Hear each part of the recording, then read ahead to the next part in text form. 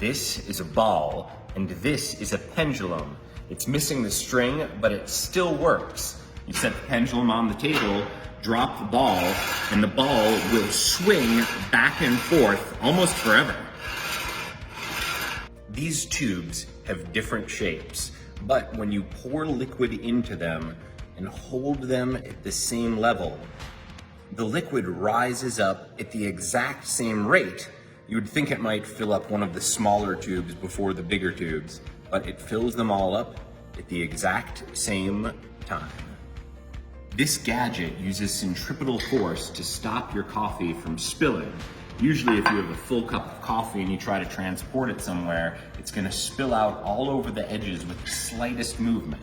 But if you put your coffee in this device here, then as it moves around, it will always go to the bottom thanks to centripetal force.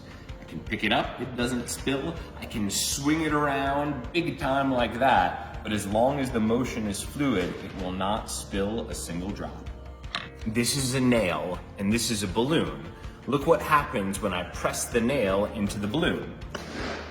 No big surprise. The surprise happens when you get a ton of needles. You would think it'd be easier for a ton of needles to pop the balloon, but because the weight is evenly distributed, the balloon will not pop.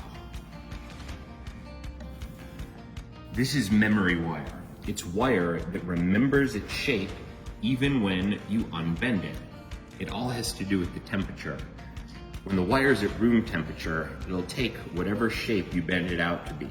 But if you heat it up with a little hot water, it will go back to its starting shape. Let's try this out here.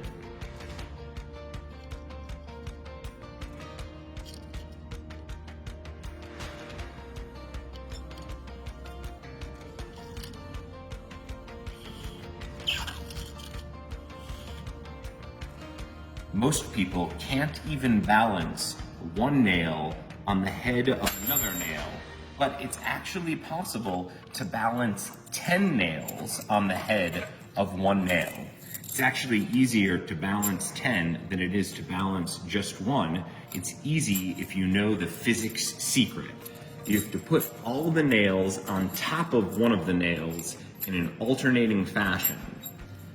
You put down every nail, but you leave yourself one. This one goes on top of the rest of the nails, and then the nail's weight will actually hold the other nails into place, and you can balance 10 on one. This is a Gazinta box. That means that the inside of the box is actually bigger than the outside of the box.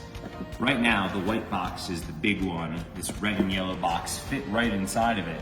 But even though it's smaller, it's big enough to accommodate the larger box. That's just basic physics. This is a wave machine. When I turn the handle right there, it's gonna make 3 different types of waves. The first one you'll see along the black circles, the second one you'll see along the gray hexagons, and the last one you'll see going up and down with the gray lines there. Look at this. There's the first wave. Now you can see the next type of wave, and then here's the last type.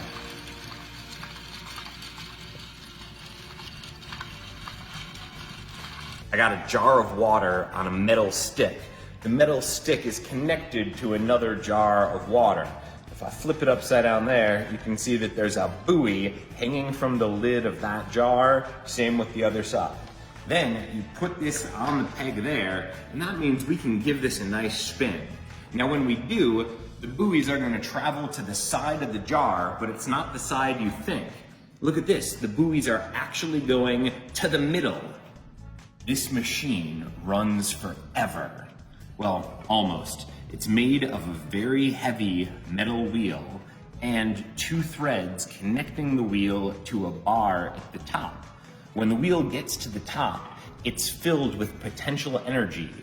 Then, as you let it go, it converts to kinetic energy, bounces down, rolls itself back up, giving it more potential energy, which converts into kinetic energy again. I'm gonna let it go, and we'll see how long it can go for before it loses height. All right, here we go. 3, 2, 1 and drop. Goes down, and then it goes almost back to its exact starting place. If you look, the amount of space that's going down each time is minimal. This is as close to a perpetual motion machine as you're gonna get. This end of the machine here is taller than that end down there. Check it out.